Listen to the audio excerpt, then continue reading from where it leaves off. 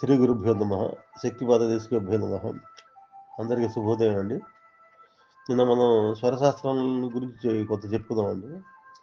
ఈరోజు దాని కంటిన్యూషన్ మనం చేద్దాము. నేను చెప్తుంటే స్వరశాస్త్రంలో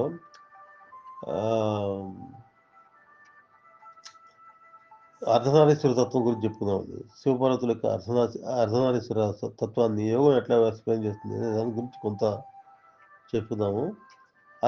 ఈరోజు దాని గురించి కొంచెం వివరంగా చెప్పుకుందామండి. అర్ధనారీశ్వర తత్వం అంటే శివుడు పార్వతి కలిసి సగభాగం శరీరంలో ఉన్నట్టుగా మనకి మన చిత్రాల్లో చూస్తుంటాము. యాక్చువల్గా ఏంటంటే ఇక్కడ శరీరంలో పింగళ నాళ్ళు ఏదైతే ఉన్నాయో అవి ఒకటి పాజిటివ్ ఒకటి నెగిటివ్ కింద రిప్రజెంట్ చేస్తుంటాయి అనమాట. మన బ్రెయిన్లో 2 పార్ట్లు ఉంటాయండి. మన బ్రెయిన్లో ఉన్నటువంటి కుడి పార్ట్ని ఎడం వైపు ఉన్నటువంటి ఇడానాడి కంట్రోల్ చేస్తుంటుంది.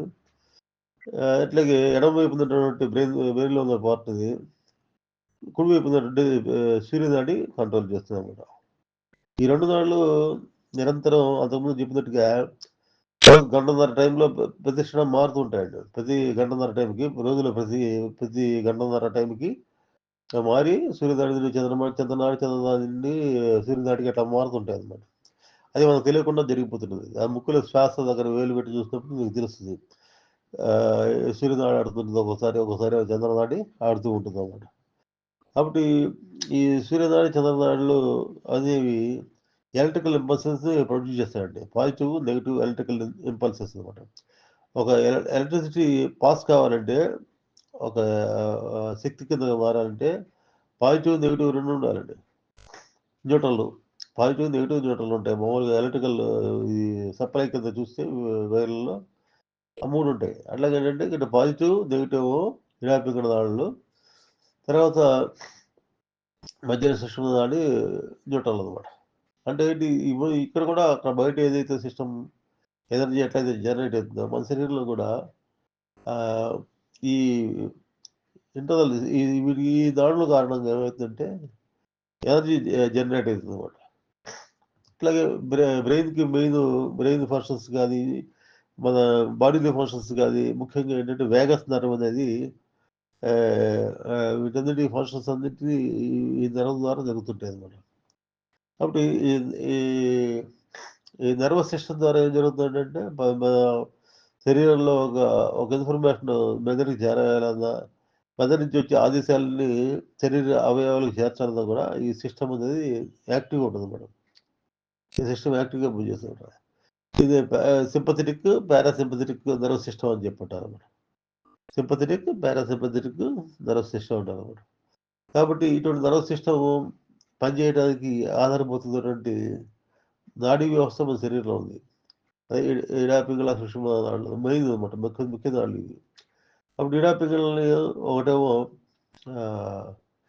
నెగిటివ్కి ఒకటేమో పాజిటివ్ కింద తీసుకోవచ్చు అనమాట. అప్పుడు ఈ 2 పాజిటివ్ నెగిటివ్ కలిస్తేనే ఎనర్జీ అనేది డెవలప్ పెరుగుతుంది అనమాట. మన శరీరంలో ఎనర్జీ పెరగాలంటే వీటి యొక్క సంబంధం ఈ 2 ఈక్వల్గా నడుస్తుండాలి అనమాట. ఒకటి లేకపోతే ఏదో ఒకటే ఉంటే ఎలక్ట్రిసిటీ పాస్ కాదు. ఇప్పుడు బ్యాటరీలు ఉంటాయి. బ్యాటరీలని ఒక పద్ధతి ప్రకారం పాజిటివ్ నెగిటివ్ ఒక పద్ధతి ప్రకారం మనం పెట్టినప్పుడు మాత్రమే లైట్ వెలుగుతుంది. అలా కాకుండా రివర్స్లో బ్యాటరీలు పెడితే అది ఎలక్ట్రిసిటీ పాస్ కాదు. పాజిటివ్ నెగిటివ్ కలిస్తేనే మీకు ఎనర్జీ వస్తుంది తప్పితే ఒక పాజిటివ్ 2 పాజిటివ్లు ఉన్నా మీకు ఎనర్జీ రాదు, 2 నెగిటివ్లు ఉన్నా కూడా ఎనర్జీ రాదు అనమాట. ఇదే సిస్టమ్ శరీరంలో పనిచేస్తూ ఉంటుంది అనమాట. దాన్ని అర్ధనారీశ్వర తత్వంగా చెబుతారు అనమాట. కాబట్టి ఇదండి. కాబట్టి అన్నిటికంటే మూలం ఈ నర్వస్ సిస్టమే. ప్రాణశక్తే ఈ రకంగా నర్వస్ సిస్టమ్స్ ద్వారా సింపథెటిక్ పారాసింపథెటిక్ నర్వస్ అని ఫార్మేషన్ జరుగుతుంటాం. సింపథెటిక్ నర్వ్ సిస్టంలో ఏం జరుగుతుంటాయండి అంటే కమ్యూనికేషన్స్ జరుగుతుంటాయండి. తర్వాత మెమొరీ, తర్వాత చేస్తున్న పని మీద అటెన్షన్, తర్వాత మెమొరీ, లెర్నింగ్ ఇవన్నీ కూడా సింపథెటిక్ చేసే పనులు అనమాట. తర్వాత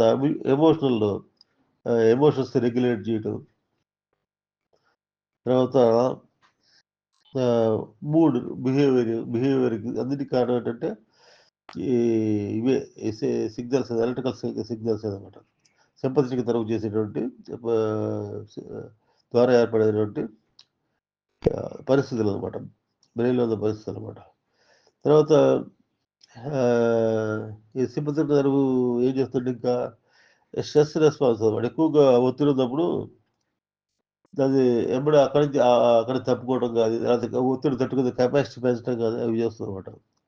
తర్వాత ఆహ్, పరిగెత్తినప్పుడు గాని, లేకపోతే ఇక వేరే అత్యవసర పరిస్థితుల్లో కండరాల్లో రక్త సరఫరా ఎక్కువ కావడానికి కూడా ఇది పనిచేస్తుందనమాట. అంటే ఈ సింపథెటిక్ నర్వస్ సిస్టమ్ ఏంటంటే పనిచేసి వాటిలో ఎక్కువ రక్తం పంపిణీ చేయడం అది చేస్తుందనమాట. తర్వాత లైట్ కనపట్ల చీకట్లో వెళ్తాము. చీకట్లో వెళ్తున్నప్పుడు కళ్ళు పెద్దవి చేస్తాం. అంటే కనుపాపలు పెంచుతాం అనమాట. పెంచేటటువంటి ఆ కార్యక్రమం కూడా ఈ నర్వస్ చేస్తాడండి. అది సింపథెటిక్ నర్వస్ అనమాట. తర్వాత ఎనర్జీని గ్లూకోజ్‌గా మార్చి తర్వాత బ్లడ్ స్ట్రీమ్‌లో కలపడం అనమాట. స్ట్రెస్ రిలీవ్ చేసే స్ట్రెస్‌ని తగ్గించడం, ఎనర్జీ గ్లూకోజ్ లెవెల్స్ పెంచడం ఇవన్నీ కూడా ఈ సింపథెటిక్ నర్వస్ సిస్టమ్ చేస్తుందన్నమాట. అలాగే పారాసింపథెటిక్ నర్వస్ సిస్టమ్ కూడా ఉందండి. అదేం చేస్తుంది?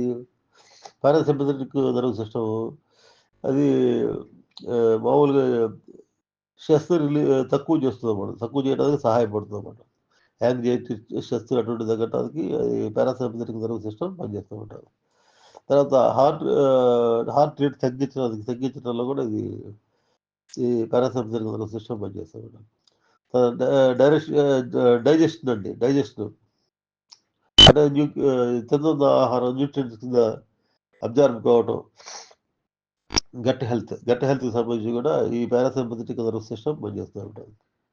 ఆహ్, ఆహ్, తర్వాత ఇదేం చేస్తదంటే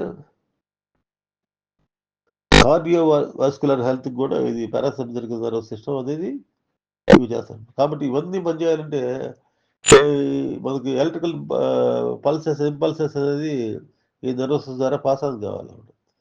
ఈ నర్వస్ ద్వారా పాస్ అయ్యేటటువంటి ఎలక్ట్రికల్ ఇంపల్సెస్ అది ఇడా పింగళ నాడుల ద్వారా పాజిటివ్, నెగెటివ్‌గా అవి పనిచేస్తాయి.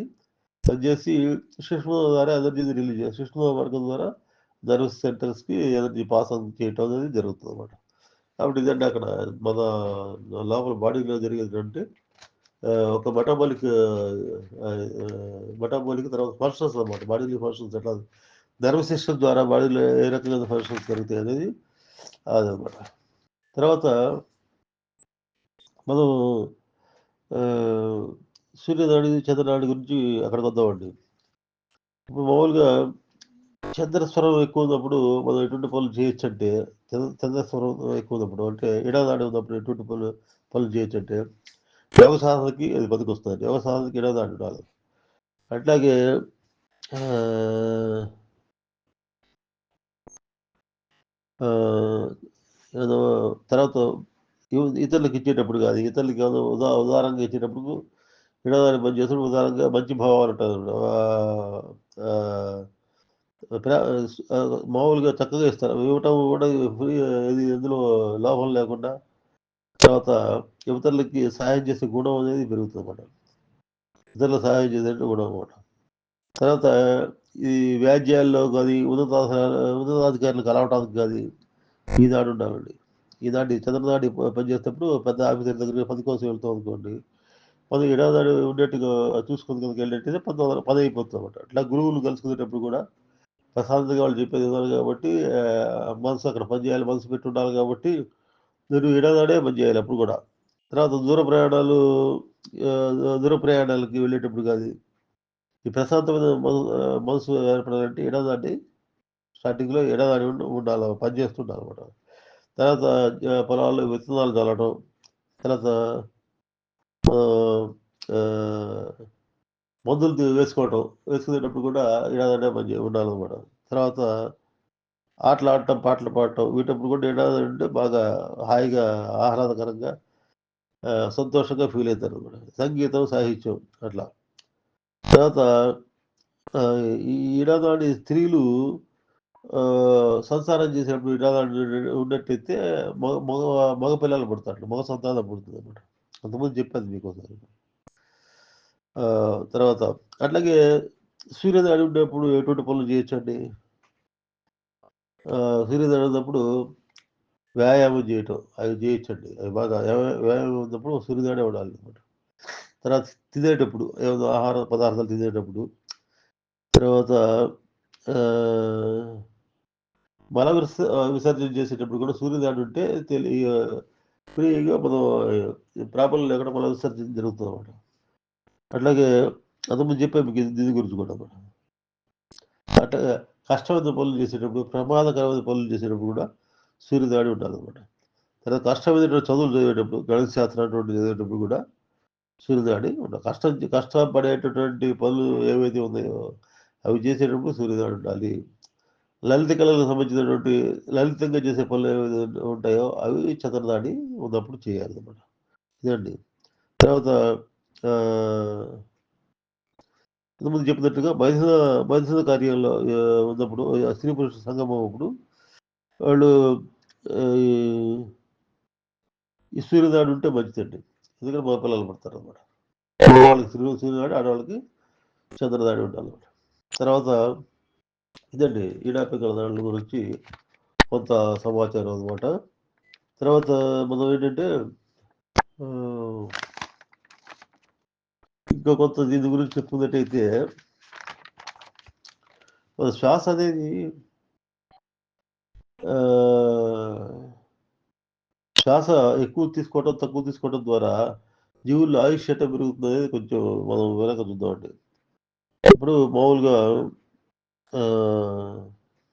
గుర్రం 19 సార్లు శాసిస్తుందండి, 19 అది 35 ఏళ్ళు జీవిస్తుంది. అట్లాగే ఈ ఎక్కువ అట్లా తాబేలు ఉంది, తాబేలు నిమిషానికి 5 సార్లే శాసిస్తుంది, 200 ఏళ్ళు ఉంటుందండి. కాబట్టి ఇవి కోతి ఉంటుందండి, కోతి 32 సార్లు శ్వాసిస్తుంది, నిమిషానికి 32 సార్లు అనమాట. కాబట్టి అది 13 సంవత్సరాలే జీవిస్తుంది. అట్లాగే మనం ఏంటంటే మనం 15 సార్లు తీసుకుంటామండి, అందుకని మనం 100 ఏళ్ళు భగవంతుడు ఇచ్చి 100 ఏళ్ళు ఇచ్చాడు. కానీ 100 ఏళ్ళు బతుకుతున్నాం అంటే బతకట్లా. ఎందుకది మనం చేసే నెగిటివ్ థాట్స్ వల్ల కానీ, చేసేటువంటి స్వార్థపూరితమైన కర్మల వల్ల కానీ, రాగద్వేషాలు ఇటు తర్వాత అరిషడ్ వర్గాలతో కూడిన ఆలోచనల వల్ల కానీ మన ఆయుష్ తరిగిపోతుంది.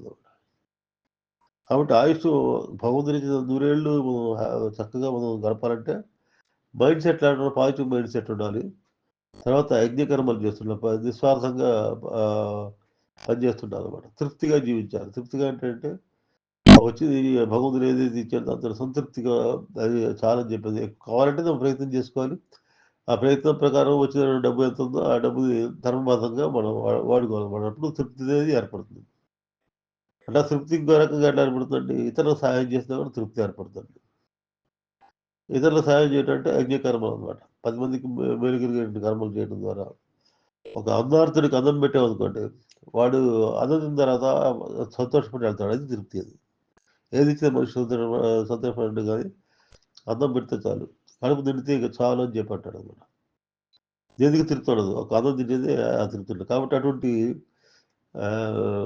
తృప్తి అనేది, ఆ తృప్తి పెట్టిన వాడికి సంతోషం, తిన్నవాడికి సంతోషం అనమాట. అసలు తృప్తిగా చేస్తారు చేస్తారనమాట. కాబట్టి అటువంటి తృప్తి అనేది మనిషికి ఉండాలన్నమాట. ఉన్నప్పుడు నీకు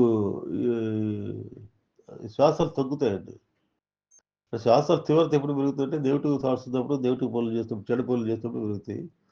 దానికి విరుద్ధంగా మంచి పనులు, మంచిగా ఆలోచించడం, మంచి క్వాలిటీ లైఫ్ గడపడం అనేది ఏదైతే ఉందో అది మీ యొక్క శ్వాసల యొక్క లెంగ్త్‌ని తగ్గిస్తూ ఉంటుందన్నమాట. నేను చెప్పాను ఏ లెంగ్త్ తగ్గితే ఎటువంటి స్థితులొచ్చాయని చెప్పేసి.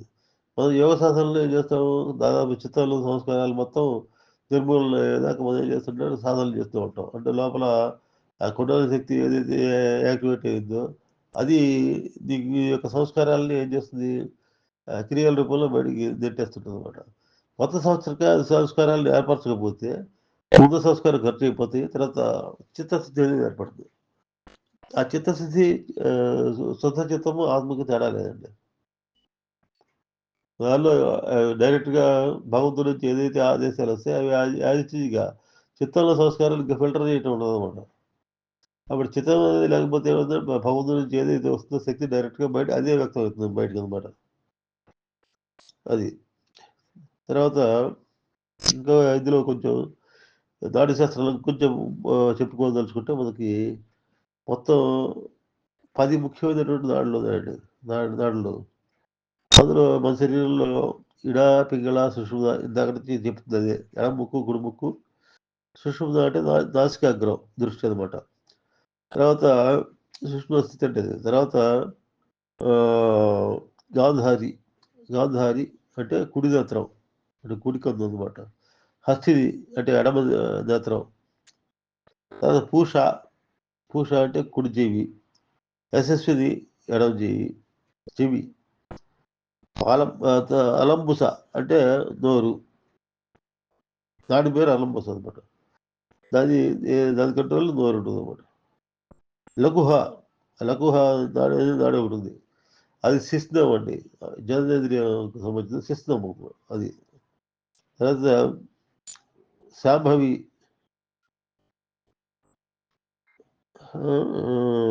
అది గుదం అనమాట. ఇది మొత్తం సంబంధి అనమాట. సంబంధి నాడంటే గుద స్థానాల్లో అది ఉంటుందన్నమాట. కాబట్టి ఇది మొత్తం 10 స్థానాలండి. ఈ 10 స్థానాల ద్వారా ముఖ్యమైన స్థానాలు ఇవన్నీ. ఈ పింగళ, సుషుమ్న, గాంధారి, హస్తిని, పూష, యశస్విని, అలంబుస, కుహు అంటారు. లకుహ, సంబధి ఇవన్నీ నాళ్ళు ఎక్కడెక్కడ ఉన్నాయో చెప్పాను ఇందాక. మన ప్రాణశక్తి ప్రాణం వదిలేటప్పుడు వీటిలో ఏ రంధ్రం ద్వారా అయినా బయటికి వెళ్ళిపోవచ్చు అనమాట. బయటికి వెళ్ళేటువంటి అవకాశం ఉందన్నమాట. ఏ రంధ్రం నుంచి వెళ్తే ఎటువంటి జన్మ వస్తుంది అది కూడా దాని గురించి కూడా ఇందులో ఉంది నాడీ శాస్త్రంలో. సరే మనం ఇంతవరకు కొద్దిగా చెప్పుకుందాము. తర్వాత ఏంటంటే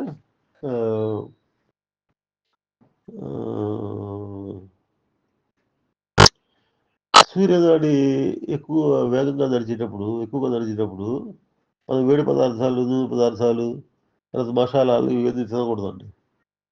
సూర్యనాడి దేనికి సంబంధించింది? ముఖ్య ప్రాణానికి సంబంధించింది అనమాట.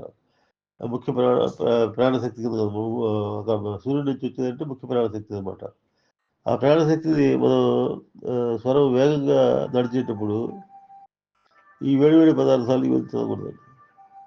అంటే చంద్రస్వరంలో చల్లటి పదార్థాలు తీసుకోకూడదు. ఐస్ క్రీమ్స్ తినకూడదు అనమాట. తర్వాత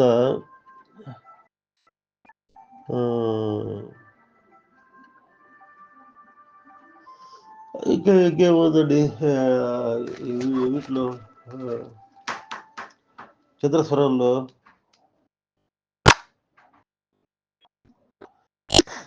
అంటే ఒకే స్వరం నడవకూడదండి. ఇప్పుడు ఐస్ క్రీమ్లు అటువంటివి ఏంటంటే చంద్రనాడి బలంగా ఉన్నప్పుడు చల్లటి పదార్థాలు తినకూడదని చెప్పన్నారు. ఇంకోటి ఏంటంటే ఇందులో ఒకే స్వరం ఎక్కువ కాలం నడుస్తుందంటే అర్థం ఏంటంటే మొత్తం నాడీమండలంలో ఏదో ఒక చోట ఒక రౌండ్ నాడీమండలాలు రకరకాల ప్లేసెస్లో ఇట్లా 7 నర్వ్ సెంటర్స్ ఉన్నాయి కాబట్టి ఆ నర్వ్ సెంటర్స్లో ఒక నాడీ కేంద్రంలో రుగ్మత ఏర్పడుతుంది అనుకోండి. ఏర్పడితే అది శరీరం మొత్తం ఎఫెక్ట్ కనపడుతుందన్నమాట. కాబట్టి ఈ నాడీ మండలం రుగ్మతలు ఒకే స్వరం నడుస్తున్నప్పుడు అది ఎట్ట తెలుసుకుంటామని నాడీ మండలం రుగ్మతను ఎట్ట తెలుసుకుంటామంటే కుడివైపు కానీ ఎడమవైపు కానీ ఒకే స్వరం నిరంతరం చాలా రోజులు నడుస్తుందన్నమాట. మారకుండా అనమాట. మామూలుగా అయితే ప్రతి గంటన్నరకి కుడి నుంచి ఎడమకి, ఎడమ నుంచి కుడికి అట్లా మారాలి. అది మారకుండా ఒకే స్వరం నడుస్తుంటే అర్థం ఏంటంటే అది ఈ సిస్టమ్స్‌లో ఏదో బ్లాక్ అయినట్టుగా లెక్క అనమాట. అప్పుడు ఇమ్మీడియేట్‌గా మనం దానికి తగ్గట్టుగా మనం ఇటు ఇటుగా సాధన చేసుకోవడం గాని, యోగ సాధన చెప్పాను టెక్నిక్స్ పోయిన దీనిలో చెప్పాను కాబట్టి అవి చూడండి. పోయిన వీడియోలో చెప్పాను. మిగతా వాళ్ళు మామూలుగా ఈ సాధన మనం ఈ ఈ స్వరం ఎక్కువగా వస్తున్నప్పుడు ఏం చేయాలంటే మనం జాగ్రత్తలు తీసుకోవాలన్నమాట. ఏదో ప్రాబ్లమ్ వచ్చింది కాబట్టి మన స్వరంకి మనది నార్మల్ స్థితి తీసుకురావడానికి మన తత్వాన్ని మార్చుకోవాల్సి వస్తుందన్నమాట. తత్వాల్లో మనం ఏంటంటే ఎక్కువగా మనం స్ట్రెస్ గురి అవుతున్నాం, లేకపోతే ఇంకేమైనా ప్రాబ్లమ్స్ ఉన్నా కూడా ఒకే స్వరం నడుస్తుందన్నమాట. అది సర్క్యులేటరీ సిస్టంలో ప్రాబ్లం ఉందా, అది ఏదైనా రకం డైజెస్టివ్ సిస్టంలో ప్రాబ్లం ఉందా కూడా మనకి ఒకే స్వరం నిరంతరం నడుస్తుంటుంది అనమాట.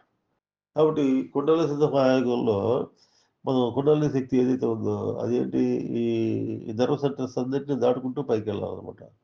నర్వ్ సెంటర్లో ఏముంటాయండి? నర్వ్ సెంటర్స్లో ఇప్పుడు స్వాదిష్టానం, మణిపురం, అనాహతం, వీటన్నిటిలో మూలాధారం, వీటన్నిటిలో ఏముంటాయండి? నర్వ్ సెంటర్స్ మన జన్మజన్మల యొక్క మనం చేసేటువంటి ఆలోచనలు, మన అనుభూతులు మొత్తం అందులో ఉంటుంది అనమాట. ఎప్పుడైతే ఇది ఊర్ధగతిని మామూలుగా సూక్ష్మధామాలకు అనుకున్న ప్రాణశక్తి హైయర్ లెవెల్స్కి వెళ్తుందో అప్పుడు ఈ ప్రాబ్లమ్స్ అన్ని తగ్గుతాయండి. ఈ ప్రాబ్లమ్స్ అన్ని ఆటోమేటిక్గా తగ్గిపోతాయి అన్నమాట. కాబట్టి ఎంటర్ అయ్యేటప్పుడు మనం ఎక్కువ కాలం ఒకే స్వరం నడవకుండా ఉండేట్టుగా మనం మాత్రం చూసుకోవాలన్నమాట. మన దానికి రకరకాల ప్రాణాయామ పద్ధతులు ఉన్నాయి, రకరకాల సాధన పద్ధతులు చాలా ఉన్నాయన్నమాట. అది తెలుసుకొని గురువు వాళ్ళని తెలుసుకొని చేయాలన్నమాట. అట్లాగే ఎక్కువ దిగులు పడకూడదండి. దిగులు పడుతుంటే చంద్రనాడే ఎక్కువ ఉంటుంది. కంటిన్యూస్గా చంద్రనాడే ఉంటుంది. దిగులు పడే వాళ్ళు ఎక్కువ చంద్రనాడే యాక్టివేట్ అయ్యి ఉంటుంది అనమాట. కాబట్టి మరి సూర్యనాడి యాక్టివేషన్కి రావాలి, చంద్రనాడి రెండు దాడులు ఆల్టర్నేట్గా సగం అది సగం ఇది అట్లా ఉన్నప్పుడు మాత్రమే హెల్త్ కరెక్ట్గా ఉంటుంది అనమాట. ఆ హెల్త్ సరిగ్గా లేదనుకోండి, ప్రాణశక్తి ఏంటంటే మనకి ఇనిషియేషన్ ఇచ్చాము కూడా రేజ్ అయింది. రేజ్ అయిన తర్వాత పైకి పోకుండా మనకి కింద బాగా కింది చక్రాల్లో ఉంటుంది. కారణం ఏంటంటే కింద చక్రాల్లో ప్యూరిఫికేషన్ జరగకపోవటం వల్ల అనమాట.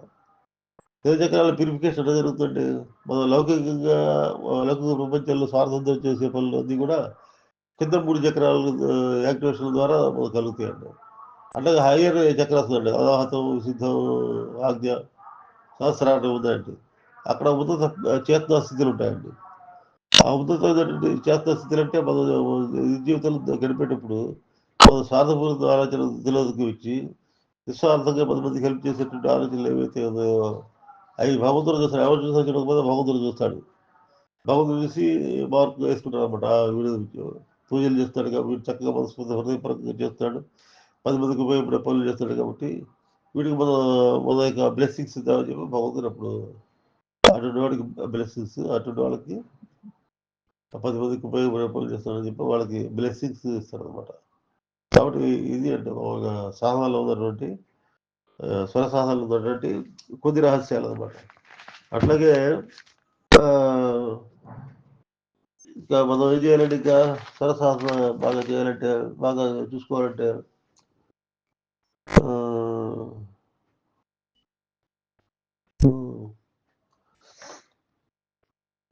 మనకి ఈ బ్రెయిన్ వేవ్స్ ఈ నర్వస్ సిస్టమ్ ద్వారా బ్రెయిన్ వేవ్స్ అనేది క్రియేట్ కావడం జరుగుతుంది. అంటే మనం నేను చెప్పాను కదా, మామూలు రిసీవింగ్ నర్వస్ సిస్టమ్ ఒకటి ఉంటుంది. ఎనర్జీ ఇది రిసీవ్ చేసుకుంటాం కాదు, హై ఎనర్జీ మళ్ళీ శరీర భాగాలు పంపడం కానీ ఒక నర్వస్ సిస్టమ్ ఒకటి పనిచేస్తుందండి.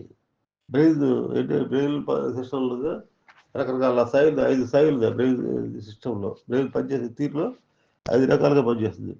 మన వాళ్ళు ఫారినర్స్ కనిపెట్టినటువంటి విజ్ఞానం ఇది. అది తెలిసి శాస్త్రవేత్తలు కనిపెట్టిన అనమాట. అందులో మొదటిది ఏంటంటే డెల్టా వేవ్స్ అండి. ఇవి 0.5 నుంచి 4 హెర్జీలు ఉంటాయండి ఇవి. అవి దేనికి ఉపయోగపడతాయి? 0.5 నుంచి 4 హెర్జీలు డీప్ స్లీప్కి ఉపయోగపడతాయండి. బాగా గాఢ నిద్రపోవడానికి అవి రిలాక్సేషన్కి వాటికి ఉపయోగపడుతుంది అనమాట. హీలింగ్ పవర్స్ కూడా ఈ డెల్టా వేవ్స్లో ఉంటాయి అనమాట. కాబట్టి మెడిటేషన్ బాగా ప్రాక్టీస్ చేసేవాళ్ళు ఏదైనా చేయాలండి, డెల్టా వేవ్స్ దాకా రీచ్ అయ్యే వరకు మనం ప్రాక్టీస్ చేసుకోవాలన్నమాట. అట్లాగే తీటా వేవ్స్ ఉందండి. తీటా వేవ్స్ అంటే 4 నుంచి 8 హెర్జీలు అండి. ఇది ఈ వేవ్స్ ఉన్నప్పుడు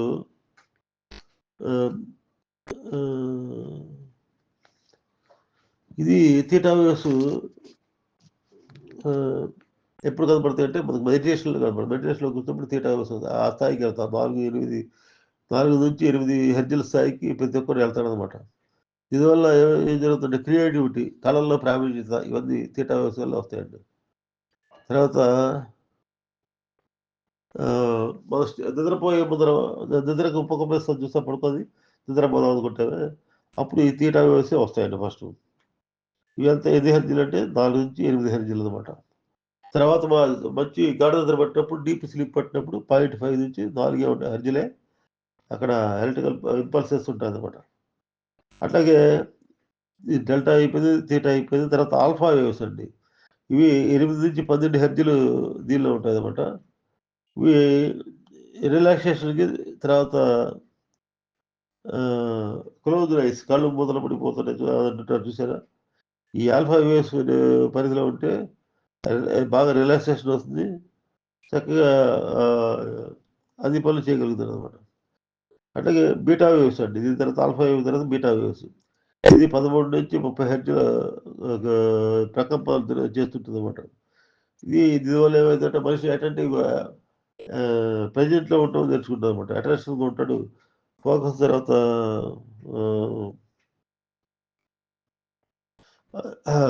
కాబట్టి ఈ బీటా వేవ్స్ పరిధిలో మనం ఏం చేయగలమండి?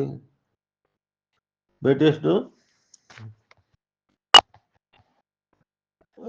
అటెన్షన్ చేస్తున్న పని మీద అటెన్షన్ ఎక్కువ ఉంటుందండి. మనం కేంద్రీకరణ చేయగలుగుతాం అనమాట. ఫోకస్ చేయగలుగుతాం అనమాట. తర్వాత ప్రాసెసింగ్ కూడా చేయగలుగుతాం అనమాట.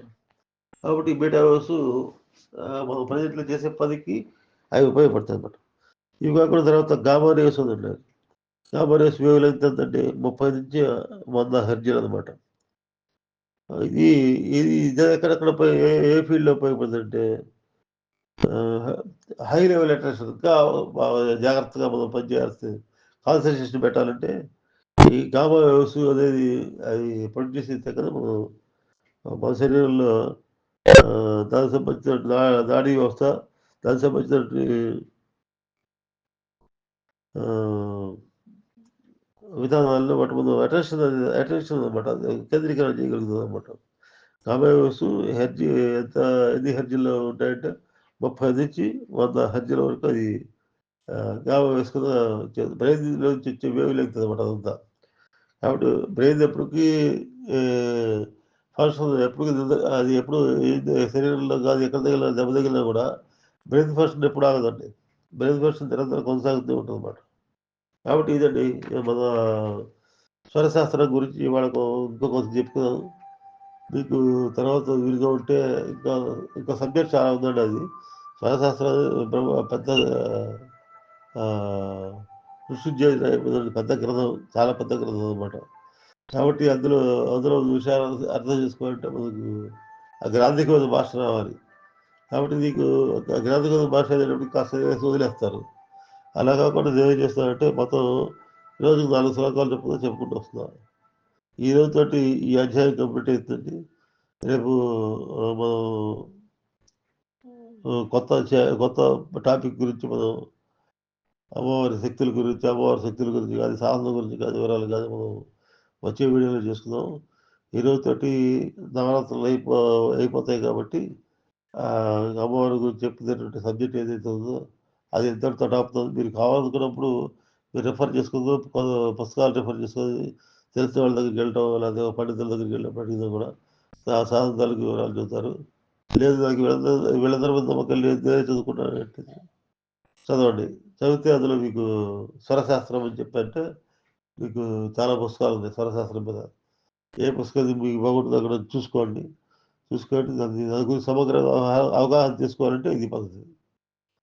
కాబట్టి అమ్మవారి అనుగ్రహం మీ అందరి మీద మనందరి మీద ఉండాలని చెప్పేసి మనస్ఫూర్తిగా కోరుకుంటూ ఈరోజు దుర్గాష్టమి సందర్భంగా మీ అందరికీ శుభాశీస్సులు, శుభాకాంక్షలు, సాధన మంచి ఉన్నతమైన స్థితికి వెళ్ళాలని చెప్పేసి నేను కోరుకుంటున్నాను అనమాట. తర్వాత రేపు మహానవమి తోటి అమ్మవారి ఉపాసన పూర్తవుతుంది.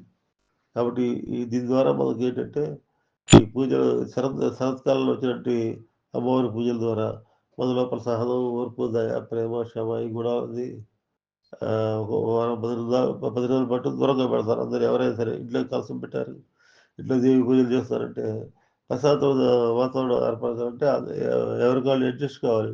భార్యాభర్తలు ఇద్దరు అడ్జస్ట్ అయితేనే ఆ ప్రశాంతమైన వాతావరణం ఉంటుంది. కాబట్టి అటువంటి ప్రశాంతత తెచ్చేటువంటి పండుగల యొక్క లక్ష్యం అది.